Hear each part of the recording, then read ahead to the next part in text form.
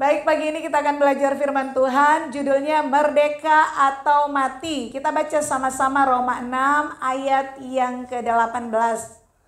Demikian bunyi firman Tuhan. 1, 2, 3. Kamu telah dimerdekakan dari dosa dan menjadi hamba kebenaran.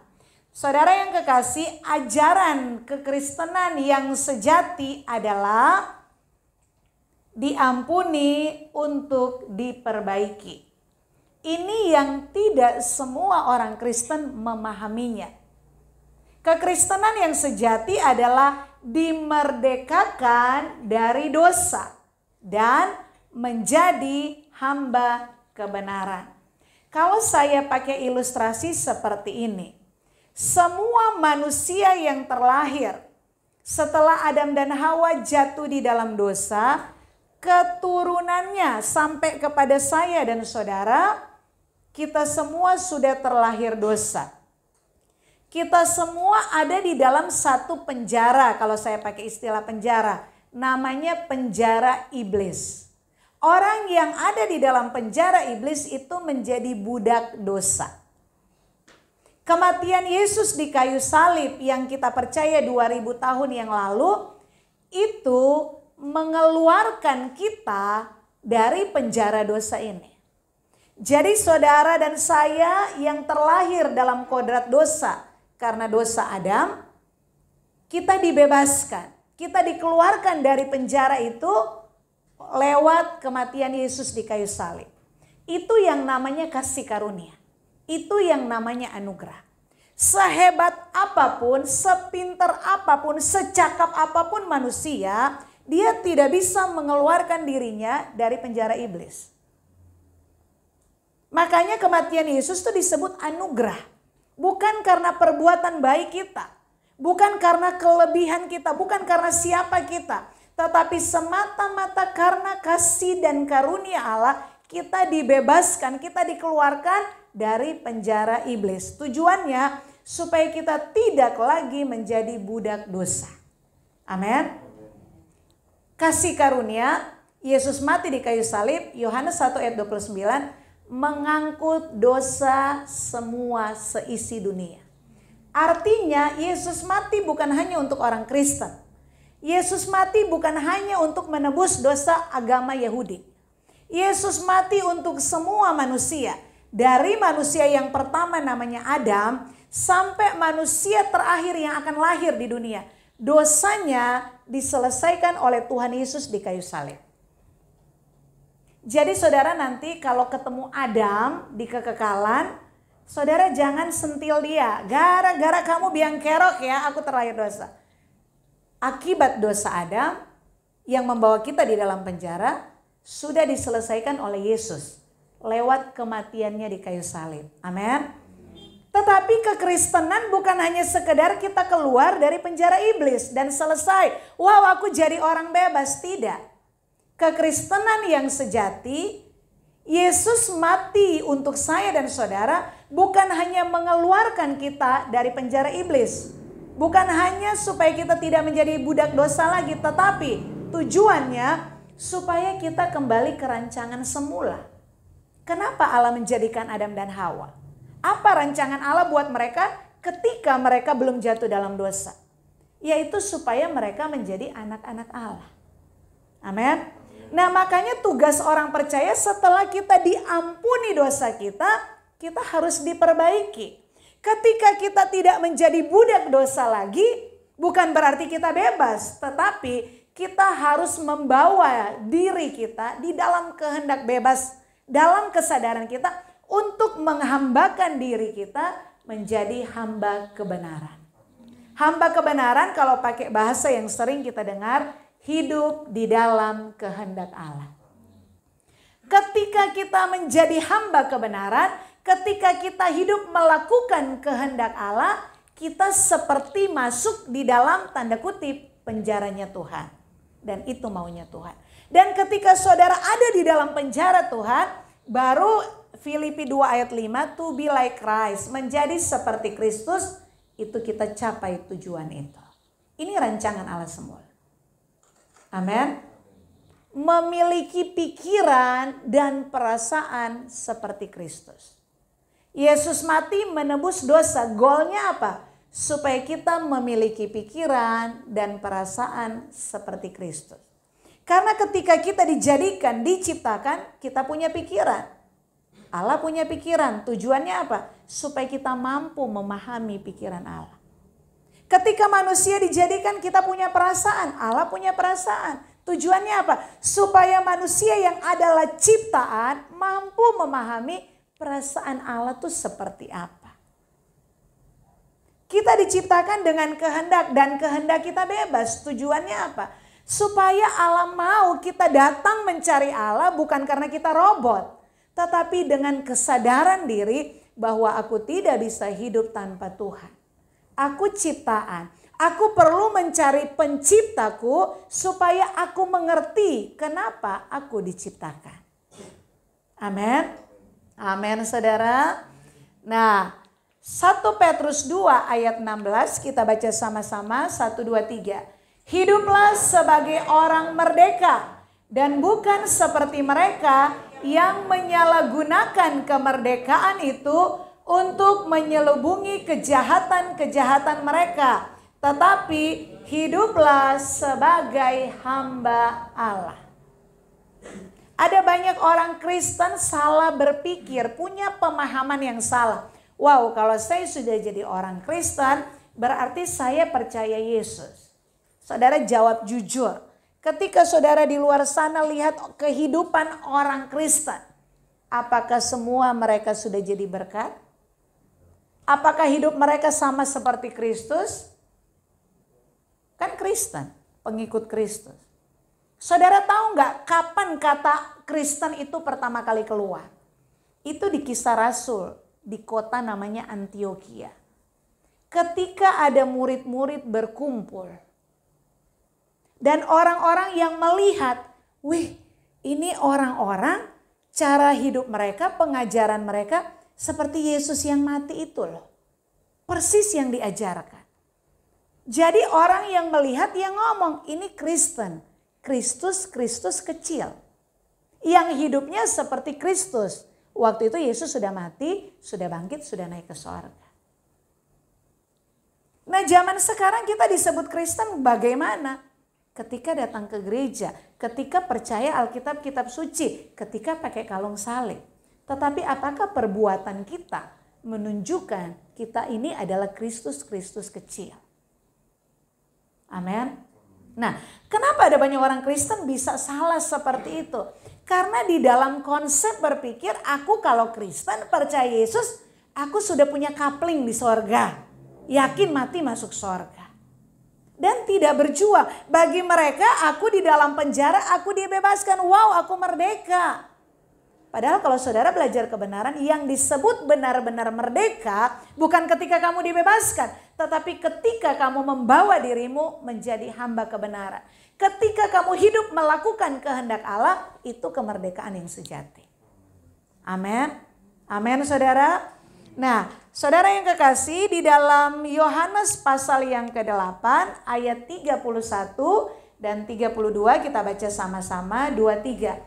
Maka katanya kepada orang-orang Yahudi yang percaya kepadanya, jikalau kamu tetap dalam firman-Ku, kamu benar-benar adalah murid-Ku. Dan kamu akan mengetahui kebenaran, dan kebenaran itu akan memerdekakan kamu.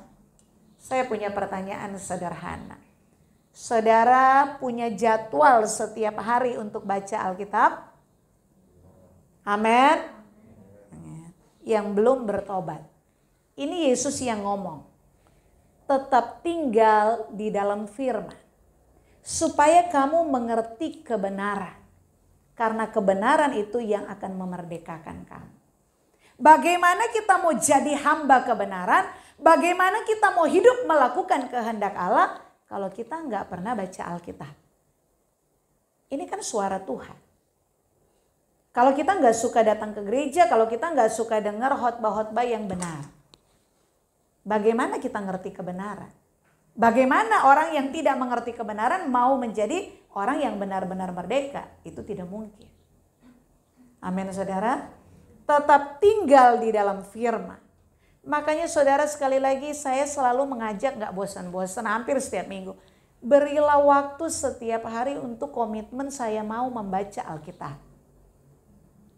Dulu kan dituntun gereja ya, baca setahun selesai, tahun kedua, tahun ketiga ya mandiri-mandirilah saudara.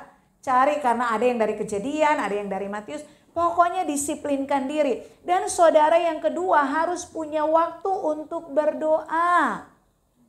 Minimal 30 menit. Efisiennya 1 jam lah. 1 hari ada 24 jam.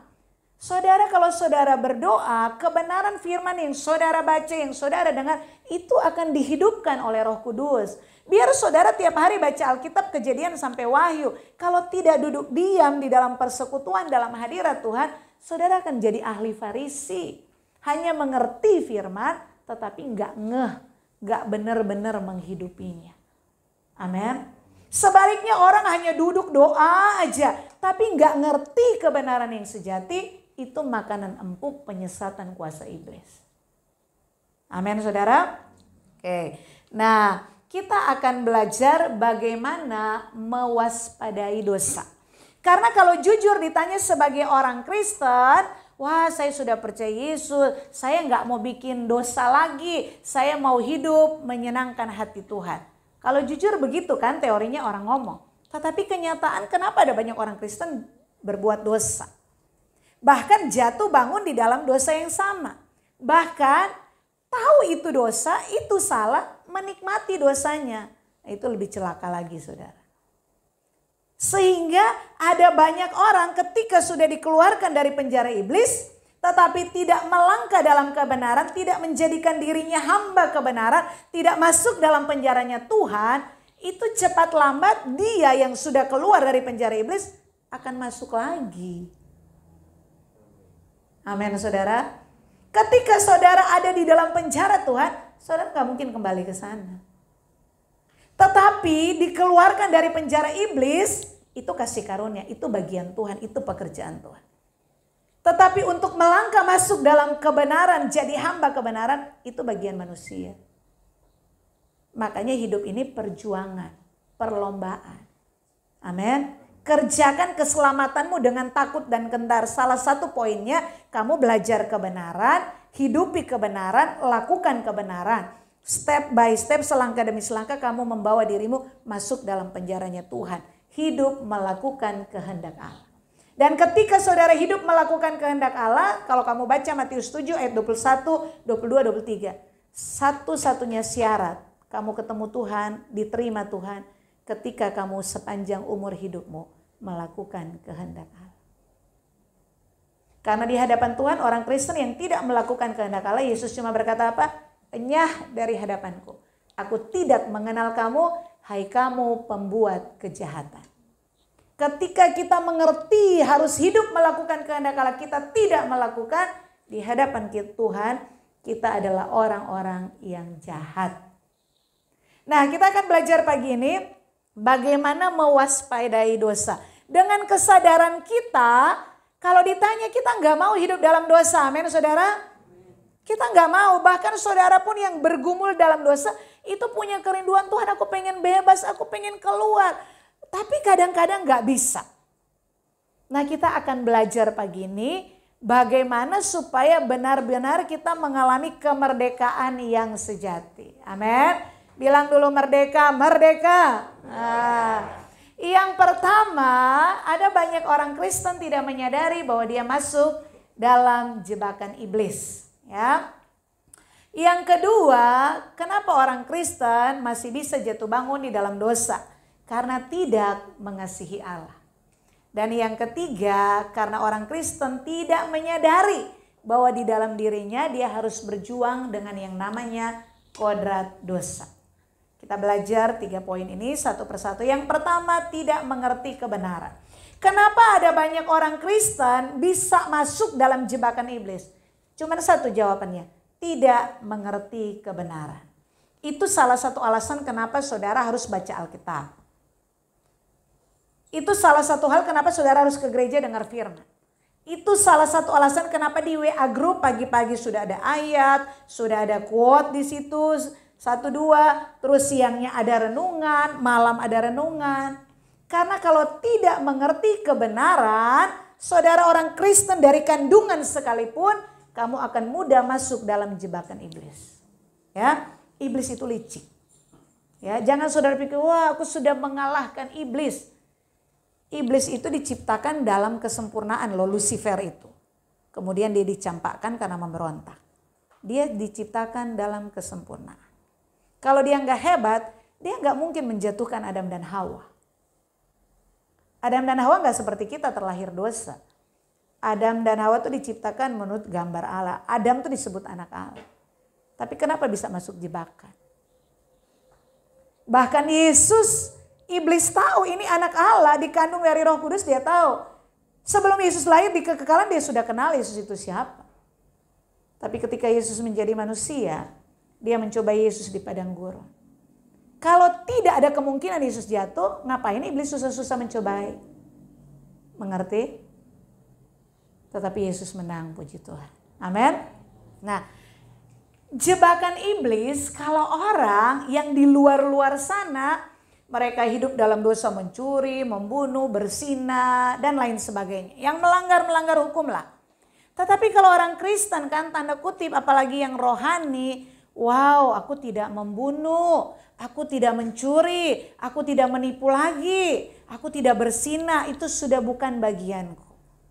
Jangan saudara pikir saudara sudah aman, iblis tetap akan mengejar.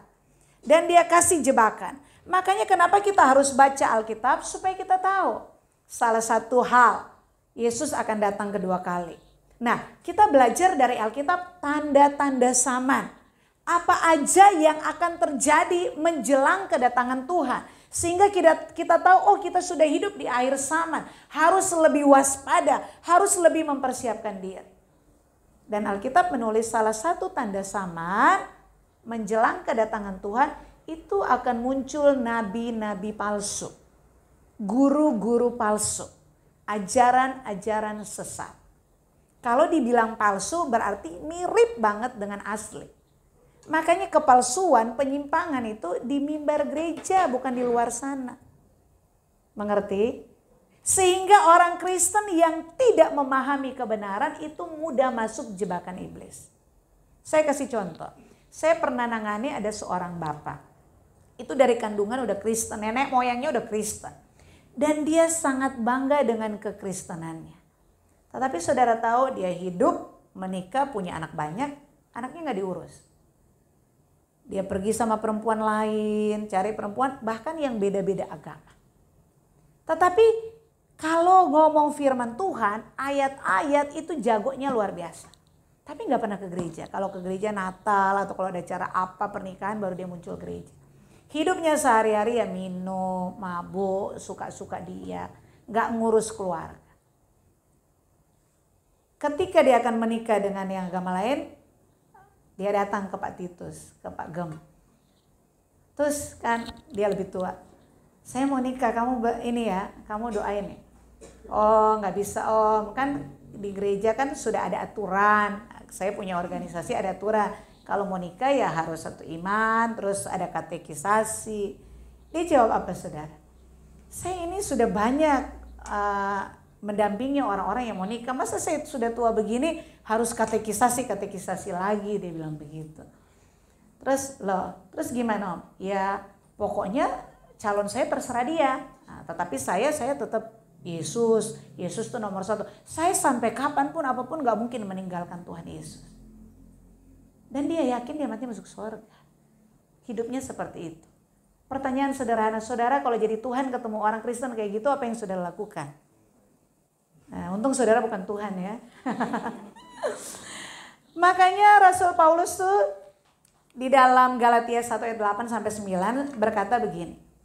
Jika ada orang yang mengajarkan Injil yang lain, malaikat sekalipun turun, tapi dia ngajarin Injil yang lain, terkutuklah dia. Nah sekarang saudara tahu dari mana nih Injil yang disampaikan lain, palsu atau tidak? Kalau saudara sendiri gak pernah baca Alkitab. Mengerti maksud saya? Jadi yang belum punya komitmen tiap hari bertobat ya. Itu untuk kepentingan dirimu sendiri. Semakin kamu memahami kebenaran, semakin kamu tidak akan mudah ditipu daya iblis. Makanya supaya tidak masuk dalam jebakan iblis, cuman satu syaratnya, belajar kebenaran yang sejati. Hati-hati belajar firman. Tetapi ketika saudara memahami kebenaran yang sejati, ada orang ngomong, pendeta sekalipun, saudara punya roh yang bisa membedakan ini asli atau palsu. Amin ya. Yang kedua, ada banyak orang berkata, aku tidak mau berbuat dosa. Tetapi kenyataan kenapa ada banyak orang Kristen tidak mengalami kemerdekaan yang sejati. Tidak bersedia hidup dalam kebenaran, melakukan kehendak Allah, menjadi hamba kebenaran. Alasannya karena tidak mengasihi Allah. Untuk menjadi hamba Allah, untuk menjadi hamba kebenaran, syaratnya cuma satu, mengasihi Allah. Saya mau tanya saudara pagi ini yang hadir mengasihi Allah? Amin. Yohanes 14 berkata, jikalau kamu mengasihi aku, kamu akan melakukan segala perintahku. Yang suami-suami sudah mengasihi istrinya? Amin. Istri-istri sudah tunduk kepada suami? Nah, karyawan-karyawan sudah kerja yang benar di kantornya? Sudah jadi berkat dalam pekerjaan? Amin. Jadi perintah Allah itu sederhana. Anak hormati orang tua. Ketika anak menghormati orang tua, itu salah satu bukti kamu mengasihi Allah. Istri tunduk kepada suami. Ketika istri tunduk kepada suami, kamu melakukan perintah Allah, kamu mengasihi Allah. Di gereja kamu nyanyi, aku mengasihi Allah, aku mencintaimu Tuhan. Keluar dari gereja kamu tidak menunjukkan kasihmu kepada istrimu, kamu gak mengasihi Allah. Amin. Oke.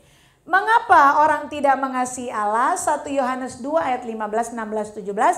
Karena orang Kristen sudah terlanjur mencintai dunia ini. 1 Yohanes 2 ayat 15, 16, 17. Keinginan mata, keinginan daging, keangkuhan hidup. Orang bilang aku mencintai Tuhan, aku orang Kristen percaya Yesus.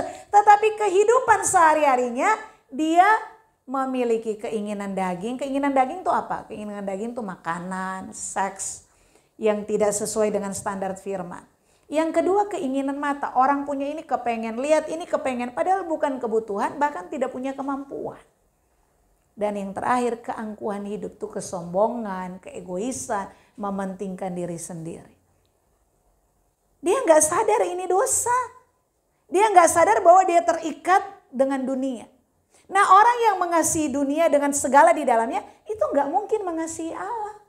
Kalau kamu nggak mengasihi Allah itu tandanya kamu nggak mungkin melakukan perintah Allah. Itu artinya kamu tidak mungkin hidup di dalam kebenaran. Itu artinya kamu tidak mungkin menjadi orang Kristen yang benar-benar merdeka. Amin saudara. Orang Kristen bilang aku kan tidak mau melakukan dosa. Hanya punya keinginan-keinginan, ini masa salah? Kristen yang sejati, salah satu definisi dosa adalah meleset, hamartia. Jadi kekristenan masa perjanjian baru, kamu belum membunuh, baru niat di pikiran itu sudah dosa. Karena pikiranmu tidak sesuai dengan kehendak Allah. Ketika kamu melihat perempuan, kamu belum bersinah, baru muncul keinginan di hadapan Tuhan, itu sudah dosa. Karena pikiran demikian pasti tidak sesuai kehendak Allah. Amin. Amin saudara. Nah, dan yang terakhir yang ketiga, kenapa ada banyak orang Kristen tidak mengalami kemerdekaan yang sejati? Karena tidak mau berjuang. Di gereja ini diajarkan bahwa semua manusia terlahir di dalam kodrat dosa. Tetapi ketika kita mengerti kebenaran firman Allah, ketika kita belajar kebenaran yang sejati, Yohanes pasal yang pertama ayat 12, siapa yang percaya kepada Yesus itu mendapat hak istimewa untuk menjadi anak-anak Allah. Dengan cara apa? Tuhan perlengkapi kita. Yang pertama lewat Yesus mati di kayu salib menyelesaikan masalah dosa. Yang kedua ada Injil, ada firman yang kita belajar. Apa sih standarnya supaya aku layak disebut anak-anak Allah. Ya, kalau saudara baca Matius 5, 6, 7 itu standar hidup anak-anak kerajaan Allah. Ya, ada di situ. Dan yang ketiga, ada Roh Kudus di dalam kita. Tujuan Roh Kudus dalam kehidupan orang percaya cuma satu, supaya hidup kita jadi kudus. Nah, kekristenan banyak menyadari aku percaya Yesus, aku Kristen, ada Roh Kudus. Tetapi hidupnya tidak pernah ada perubahan. Tidak pernah menunjukkan hidupnya jadi lebih baik. Tidak pernah melihat ada progres bahwa dia semakin kudus. Nggak ada. Itu perlu dipertanyakan, benar nggak ada Roh Kudus dalam diri kamu? Atau hanya keyakinan di dalam pikiran saja bahwa orang Kristen ada Roh Kudus. Sekarang kalau jujur saya tanya, ada berapa saudara yang benar-benar menghayati dan bisa mendengar bahwa ada Tuhan di dalam hidup? Amin, saudara. Nah, kenapa kita harus berkodrat ilahi? Ilahi. Karena rancangan Allah ketika menjadikan manusia, manusia ciptaannya itu adalah anak-anak Allah. Jadi kalau Allah kita panggil Bapa, kita sebagai anak harus berkodrat ilahi. Like father, like son. Ya. Yesus disalib menyelesaikan masalah dosa. Tetapi mengubah kodrat dosa menjadi kodrat ilahi, itu tanggung jawab saya dan saudara. Amin. Saudara lihat saya. Semua manusia ada di dalam penjara iblis. Kasih karunia Allah, anugerah Allah, Yesus mati disalib mengeluarkan kita dari penjara iblis. Tujuannya apa? Supaya tidak menjadi hamba dosa lagi. Itu bagian Tuhan. Tetapi ketika kita keluar, kita harus masuk di dalam penjaranya Tuhan.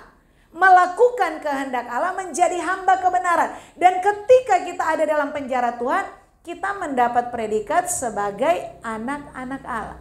Jadi merubah kodrat dosa yang ada di dalam, ketika kita keluar itu belum berubah, masih di dalam kita. Bagaimana kodrat dosa berubah? Pelan-pelan. Setiap hari dengar firman, baca Alkitab, duduk diam, bersekutu dengan Tuhan. Itu pikiranmu diisi kebenaran-kebenaran, cepat atau lambat, kebenaran itu akan mengubah cara kamu berbicara, akan mengubah sikap hidupmu. Pertobatan kan selalu dimulai dari pikiran. Amin, saudara. Tetapi ada yang begitu dengar, begitu itu langsung mau berubah, berproses. Ada yang sudah tahu banyak tapi nggak mau berproses. Makanya bukan berapa lama jadi orang Kristen yang menentukan kamu berkodrat ilahi atau tidak. Bukan. Seberapa kamu memberikan waktu baca Alkitab, dengar firman, persekutuan. Dan seberapa kamu membuka diri untuk diproses, diobok-obok oleh Tuhan. Amin. Ada banyak peristiwa hidup yang Tuhan izinkan. Alkitab berkata kalau kamu mengasihi Allah tidak ada perkara yang sial. Tidak ada kutuk, tidak ada malapetaka. Semua kejadian yang sakit sekalipun, yang membawa kamu ke dalam penderitaan secara fisik, itu mendatangkan kebaikan. Itu ada mutiara-mutiara. Allah sedang proses kamu supaya kodrat dosa di dalammu itu benar-benar mati. Dan kamu menjadi manusia yang berkodrat ilahi. Sehingga layak disebut sebagai anak-anak Allah. Kalau anak Allah itu jaminan saudara dapat ahli waris kerajaan sorga. Sorga itu milik Bapa kita. Amin, saudara.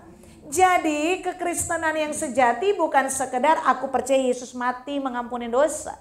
Tetapi kekristenan yang sejati mengerjakan keselamatan, berjuang. Bagaimana mematikan kodrat dosa sehingga aku memiliki kodrat ilahi. Memiliki pikiran perasaan Kristus.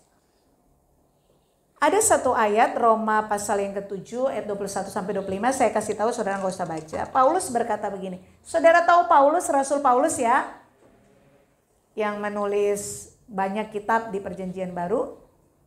Waktu saya dulu sekali baru belajar Alkitab, membaca, saya sangat kagum sama tokoh yang namanya Rasul Paulus. Bagi saya dia orang yang luar biasa dan orang yang wah. Dan menurut saya jauh sekali saya kepengen seperti dia, tapi kayaknya jauh sekali, hanya mimpi. Tetapi ketika saya belajar kebenaran, semakin mengerti, semakin bertumbuh, mau diproses, saya sampai di satu titik. Ternyata kehidupan Rasul Paulus, kalau saudara baca kisahnya, itu standar pengikut Kristus di dalam perjanjian baru. Standarnya harus seperti itu. Menanggalkan segala sesuatu dan hidup hanya untuk melakukan kehendak Allah. Nyawa sekalipun dia nggak peduli. Yang penting aku hidup melakukan kehendak Allah. Dia belum mati, tetapi dia berani berkata, aku sudah menyelesaikan pertandingan. Aku sudah mencapai garis akhir dan aku percaya mahkota sudah menanti. Ada banyak manusia, katanya orang Kristen, sampai mati sudah di batu nisan, tidak menemukan tujuan untuk apa dia hidup. Bagaimana mengerjakan bagian. Paulus masih hidup, dia berani berkata, aku sudah menyelesaikan pertandingan. Dan seharusnya itu menjadi perkataan saya dan saudara. Tetapi itu dimulai ketika saudara mau komitmen mengerti firman Tuhan. Punya waktu khusus mencari Tuhan. Harga yang saudara bayar mencari Tuhan, itu sampai di kekekalan saudara akan terima upahnya. Saudara kerja banting tulang dibanting, berapa uang saudara dapat, berapa tabungan, sampai kapan? Saudara masih hidup bisa hilang semua. Tapi harta yang saudara kumpulkan di dalam kekekalan, ngengat dan karat tidak bisa mengambil, pencuri nggak bisa ambil.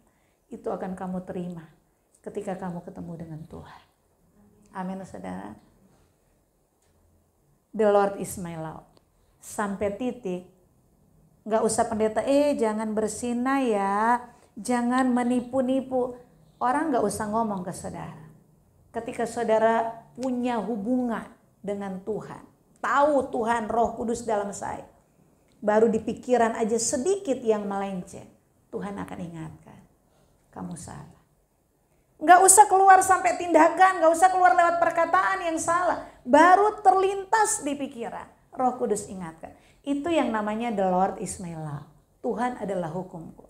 Makanya kekristenan nggak diatur oleh syariat, oleh hukum-hukum, nggak ada kekristenan. 10 hukum Taurat kan untuk bangsa Israel. Kekristenan hukumnya apa? Cuma satu, Tuhan hukummu. Ketika kamu bisa menghayati bahwa Kristus, rohnya, Roh Kudus ada di dalam diri, kamu bisa mendengar suara Tuhan. Dan dia akan menuntun kamu di dalam kekudusan. Bukan hanya tindakanmu, bukan hanya perkataanmu, masih niat hati di dalam pikiran yang orang lain gak tahu. Tuhan bisa tegur kalau itu salah. The Lord is my love. Amin. Oke, kita baca sama-sama 1, 2, 3. Orang Kristen diperhadapkan kepada dua pilihan, merdeka atau mati. Merdeka artinya memilih untuk menjadi hamba kebenaran, yaitu hidup melakukan kehendak Allah. Mati artinya terpisah dengan Allah. Kematian terjadi ketika orang Kristen tidak menghargai pengorbanan Yesus di salib. Amin. Ketika saudara tahu konsep ini, aku ditebus untuk diperbaiki. Aku dikeluarkan dari penjara dosa supaya aku menghambakan diri kepada kebenaran. Ketika saudara hanya keluar, tidak mau masuk, hidup melakukan kehendak Allah, kamu menyia-nyiakan kasih karunia Allah. Cepat lambat kamu akan mengalami kematian, terpisah dengan Allah. Sebab itu di waktu hidup yang masih ada, ayo terus berbenah. Pakai waktu untuk mencari Tuhan. Semakin saudara mengerti kebenaran, Roh Kudus akan menolong saudara bukan hanya ngeh, tapi sampai menghidupinya. Dan ketika saudara hidup di dalam hadirat Tuhan, saudara akan menikmati janji-janji berkat-berkat Tuhan. Dunia semakin jahat. Masalah saya dan saudara akan mengalami persoalan pekerjaan, rumah tangga. Tetapi janji Tuhan satu, ada damai sejahtera di hati kita. Amin. Itu jaminan Tuhan. Karena Roh Kudus tinggal di dalam kita. Ayo terus berjuang selagi masih ada waktu. Jangan sampai penyesalan.